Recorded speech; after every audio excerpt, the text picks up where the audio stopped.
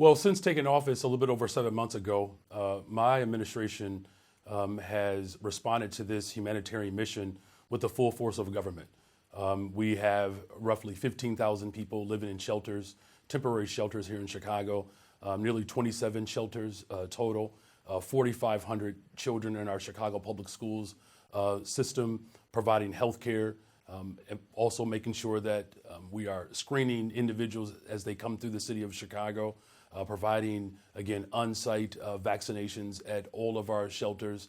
And this certainly has been a remarkable challenge that my administration has had to face, and quite frankly, a challenge that we are experiencing all over the country. But let me just say this and make this very clear. What I have said repeatedly is that we have to have coordination. Since taking office, we've had an uncoordinated approach. And what I've worked to do, instead of having chaos, is provide some structure and calm around this situation. And without significant federal support, this is not sustainable.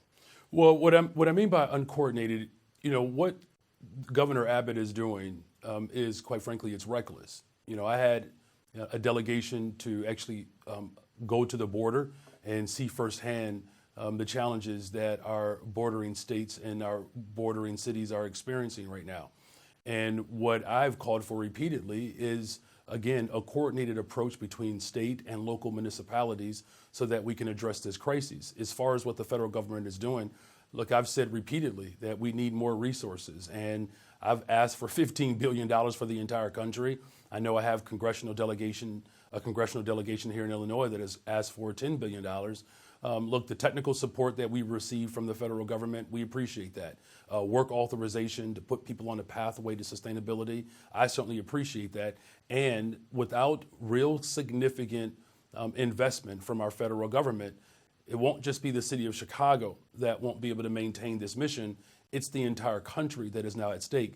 But in no way what the state of Texas is doing is helping the cause. As much as we recognize that there are challenges, significant challenges at the border, and we do need real substantive immigration reform and policies that allow us to have a structure and a pathway to citizenship. But again, sending buses all over the state of Illinois and all over the country is reckless and, quite frankly, is dangerous. I met with 80 mayors just last Friday to have a more coordinated approach for the state of Illinois, along with county officials. That is what is required in this moment, a real sophisticated coordination while also pushing the federal government to provide the resources and support so that we can actually sustain this mission. Anything short of that, quite frankly, is reckless.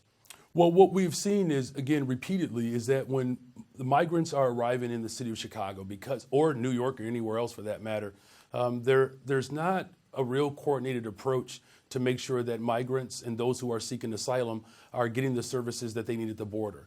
There's no screenings, there's no health checks, there's no vaccinations. Well, it's all connected. It's not an isolated dynamic. And what I've said repeatedly, the lack of coordination, and I'll get to it, I promise, the lack of coordination is causing the amount of turmoil and stress. We're talking about individuals who have suffered miles, thousands of miles of treachery, quite frankly, to get to the border. And so what we've seen, and I've expressed this here, is that lack of coordination has caused tremendous stress. Now, as far as this little boy that unfortunately passed away, I've offered and I continue to offer my deepest condolences to the family.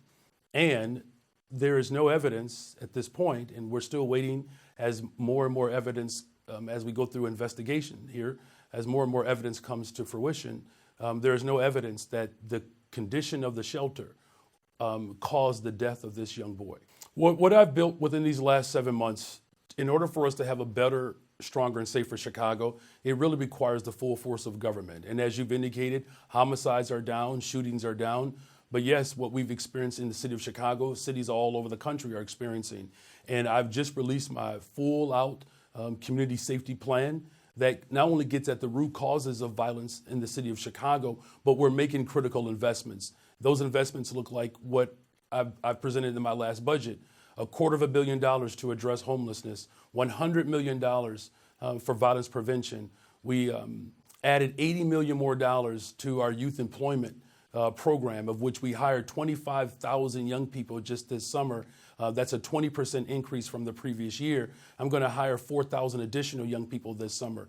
We have stood up an entire office dedicated to reentry. So individuals who are returning to our communities who have been incarcerated because of failed policies, we'll have a welcoming space for them. I've added a $500,000 for restoration and reparations to address, again, the cycle of violence, which looks like school closings, closing of mental health facilities, of which I've invested in now. We're going to open up 2 mental health clinics that were closed from 2 previous administrations ago.